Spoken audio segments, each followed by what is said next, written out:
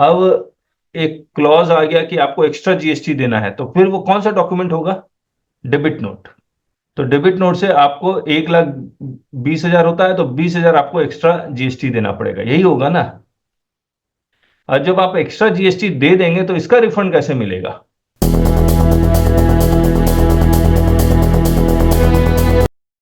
नमस्ते to all of you. आज के सेशन में स्वागत है। रिकॉर्डिंग कर रहे हैं, लाइव रिकॉर्डिंग कर रहे हैं। ये यूट्यूब में भी जाएगा। और यूट्यूब के ऑडियंस को एक कहना चाह रहा हूं कि अगर आप इस लाइव डिस्कशन का पार्ट होना चाह रहे हैं तो आपको ये हमारा एक जीएसटी लिटिगेशन प्रीमियम क्लब है, उसको ज्वाइन कीजिएगा। हमारा ऑफिस के नंबर पे कॉल करके डिटेल पता कर लीजिएगा। दूसरा, यूट्यूब में एक सब्सक्रिप्शन के साथ एक बटन होता है जिसको हम लोग ज्वाइन का बटन कहते हैं। उस ज्वाइन करेंगे तो उसमें जीएसटी के सारे कोर्स हमने अपलोड किए हुए हैं, तो उसको भी आप एक्सप्लोर कर सकते हैं।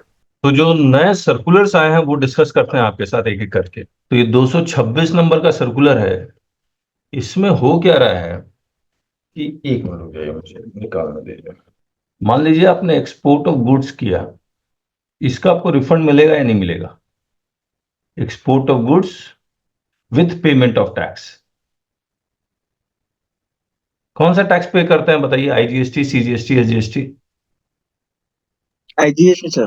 आईजीएसटी पे करेंगे आईजीएसटी, हाँ। और फिर इसका ऑटो रिफंड मिल जाता है। कौन देता है रिफंड? कस्टम डिपार्टमेंट देता है या जीएसटी डिपार्टमेंट देता है? हेलो? GST GST sir. नहीं, कस्टम डिपार्टमेंट। कस्टम देता है था। कस्टम डिपार्टमेंट देगा। होता क्या है, जीएसटी R1 फाइल किया आपने, एक मिनट रुकिए। जीएसटी R1 फाइल किया, 3B फाइल किया, और शिपिंग बिल फाइल किया। शिपिंग बिल और ये आपका जीएसटी1 ये मैच होता है। 3B से पता लग गया, आपने पेमेंट कर दिया, बाकी और जितने डॉक्यूमेंट्स है और आपको रिफंड मिल जाता है। और ये ऑटो रिफंड है। मुझे एक बात और बताइए, ये एक्सपोर्ट ऑफ गुड्स में कोई क्लॉज होता है कि हम लोग आज एक्सपोर्ट कर रहे हैं लेकिन फॉरेन एक्सचेंज का वॉल्यूशन या इंटरनेशनल कोई इंडेक्स है या और कोई कारण से आपका ये प्राइस हम लोग बढ़ा भी सकते हैं? किसी ने डील किया हुआ है ये? mechanism for refund of additional integrated tax paid on account of upward revision in price of goods subsequent to exports। Export होने के बाद अगर प्राइस बढ़ता है तो क्या आपको एडिशनल आईजीएसटी देना पड़ेगा? यस और नो? अरे कहिए यस और नो। तो ये, पेमेंट तो करना चाहिए सर। हाँ, तो ये देना पड़ेगा। अब ये जब दे रहे हैं तो ये कैसे दे रहे हैं ये समझना जरूरी है। मान लीजिए आपने एक इनवॉइस काटा, इनवॉइस 1, जिसमें 1 लाख रुपए का जीएसटी दे दिया। अब एक क्लॉज आ गया कि आपको एक्स्ट्रा जीएसटी देना है, तो फिर वो कौन सा डॉक्यूमेंट होगा? Debit note. तो डेबिट नोट से आपको 1,20,000 होता है, तो 20,000 आपको एक्स्ट्रा जीएसटी देना पड़ेगा, यही होगा ना। और जब आप एक्स्ट्रा जीएसटी दे देंगे तो इसका रिफंड कैसे मिलेगा? क्योंकि शिपिंग बिल में तो ये 1 लाख के साथ मैच होगा। डेबिट नोट के लिए आप कोई शिपिंग बिल फाइल कर नहीं रहे होंगे, तो इसका रिफंड कैसे मिलेगा? तो उसके लिए एक सर्कुलर ले आए, बोला कि अगर आप एक्स्ट्रा टैक्स दे रहे हैं तो हम आपको रिफंड देने का एक मैकेनिज्म निकाल लेते हैं। तो mechanism for refund of additional IGST paid on account of upward revision in price of goods subsequent to exports. ये कह रहा है कि आप RFD 01 ही फाइल करें, और ये रिफंड जो डेबिट नोट के थ्रू होगा, कस्टम डिपार्टमेंट देगा या जीएसटी डिपार्टमेंट देगा? हेलो? ये आपका जुरिडिक्शनल जीएसटी ऑफिसर देगा। और जब RFD 01 फाइल करेंगे तो उसमें कैटेगरी चुनना है any other with specific remarks. और रिमार्क्स क्या देना है? Refund of additional IGST paid on account of increase in price subsequent to export of goods, ये वाला रिमार्क देना है। कौन कौन से डॉक्यूमेंट देने हैं? शिपिंग बिल और bill of exports, copy of original invoices, contract document indicating requirement for price revision, copy of debit notes या supplementary invoices, proof of additional IGST payment and relevant GSTR1 3B details, proof of additional foreign exchange remittance, पैसा भी आना चाहिए, CA cost accountant certificates 9A 9B of RFD 01। और इस circular को implement करने के लिए इससे रिलेटेड जो अमेंडमेंट है वो रूल में लेके आ रहे हैं, जो अभी इफेक्टिव नहीं है। और ये रिफंड लेने के लिए आपको कब अप्लाई करना है? बोलता 2 years from the relevant date as per clause A of this, यानी कि जो आपने ओरिजिनल शिपिंग बिल फाइल किया था वहां से 2 साल। लेकिन for cases where the relevant date was before the introduction of this 89(1)(b जो लेके आएंगे, तब जो 2 years स्टार्ट होगा, start from the date of this sub rule came into force.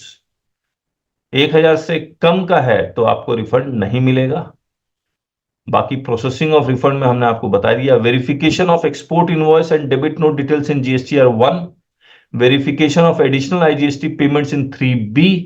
Verification of revised value in 1, 3B and foreign exchange remittance. issuance of refund sanction order in RFD 06 and payment in RFD 05. Exporter required to deposit the excess IGST refund received with applicable interest.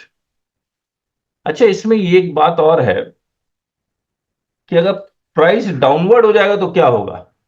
कोई बता पाएगा? Price अगर downward हो जाता है तो क्या होगा? बोला जो आपको हमने रिफंड ऑलरेडी मिल गया है उसको एरोनियस रिफंड मानेंगे और आपको ये वापस करना पड़ेगा। Further there may be certain cases where there is downward revision in price of goods subsequent to exports when the export has been made with a payment of IGST. In all such cases, the supplier of goods or exporter is required to deposit the refund of the IGST received in proportion to the reduction in the price of exported goods along with applicable interest. The proper officer, while granting the refund, shall also verify whether the exporter had deposited the excess refund amount in the cases where there is downward revision in price of goods subsequent to export during the relevant tax period. How they will come to know, sir? हाँ जी, How they will come to know? Yes. कैसे पता लगेगा department को कि price downward revision हुआ है? Because credit note also will not get correct. credit note also will not go through GSTR 1. ये आया ही क्यों, मुझे ये समझ में नहीं आ रहा। मान लीजिए जब आप एक्सपोर्ट ऑफ गुड्स करते हैं, आपको अब नया रूल आ गया कि एफआईआरसी का सर्टिफिकेट देना पड़ेगा in case of goods also. तो बिना एफआईआरसी के सर्टिफिकेट से डाउनवर्ड वो रिफंड देंगे नहीं। और जितना एफआईआरसी में लिखा होता है इसी को एक्सपोर्ट प्रोसीड्स मानते हैं, इसी को एक्सपोर्ट टर्नओवर भी मानते हैं। फिर ये बात लिखी क्यों है? और अगर लिख भी दी है, पुराने केसेस है, तो जब भी पता लगेगा ऑडिट में ही पता लगेगा, वरना तो नहीं पता लगेगा। और ऑडिट करने वाले के एक्सपीरियंस एक्सपर्टाइज के पर ही पता लगेगा कि ये जो रिडक्शन हुआ है, डाउनवर्ड प्राइस रिवीजन, वो कैसे ढूंढेगा ऑडिट में इतने बड़े, इतने सारे डॉक्यूमेंट्स के अंदर। ये भी एक सोचने वाली बात है। तो किसी का एक्सपीरियंस हो तो शेयर कर सकता है, तभी पता लगेगा। ऐसे तो हम लोग को नहीं पता लगेगा, हमने तो काम नहीं किया इस पे। अरविंद जी। सर हमारा एक क्लाइंट है, he is executing this LPG gas station turnkey contract work in African countries. हाँ। He will always have advance from those people. Okay. He will go on adjusting against one bill issued.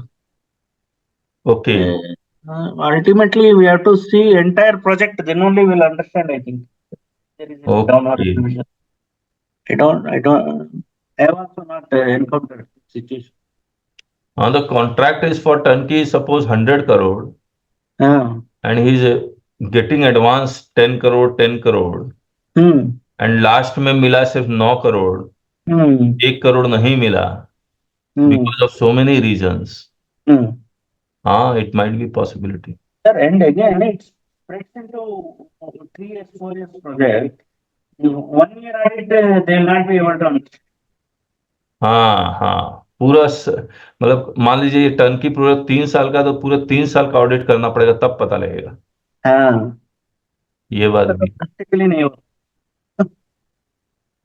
ठीक बात है, ठीक बात। और किसी का कुछ ओपिनियन, किसी को कुछ कहना हो? सर जितेंद्र सर को मालूम रहेगा। जितेंद्र जी। अभी ज्वाइन। सर मैंने जस्ट अभी ज्वाइन किया है। हाँ, उनको ये रिपीट करेंगे तो पता चलेगा सर। ये कह रहे हैं कि अगर downward revision price of goods में हो हम्म। तो डिपार्टमेंट को कैसे पता लगेगा, क्योंकि जैसे ही downward revision of export of goods में होगा तो उसने जो रिफंड लिया है उसको वापस करना पड़ेगा हाँ, प्रोपोर्शनेट। आइडियली तो करना पड़े। तो ये पता कैसे लगेगा डिपार्टमेंट को, खुद तो करेगा नहीं टैक्स पेयर। नहीं, वो तो ऑडिट जब करेगा तभी मालूम पड़ सकता है। तो कोई एग्जांपल्स हैं आपके पास? नहीं, ऐसा कोई एग्जाम्पल हुआ नहीं है ओके, अभी तक। चलिए, तो ये हो गया। अब ये सीएसडी वाला कर लेते हैं, प्रोसेसिंग और refund application filed by canteen store department. Canteen stores department के लिए कोई स्पेशल फॉर्म नहीं था रिफंड फाइल करने का, तो उनके लिए एक स्पेशल फॉर्म ले आए। सीएसडी पता है ना आपको कैंटीन स्टोर डिपार्टमेंट है क्या?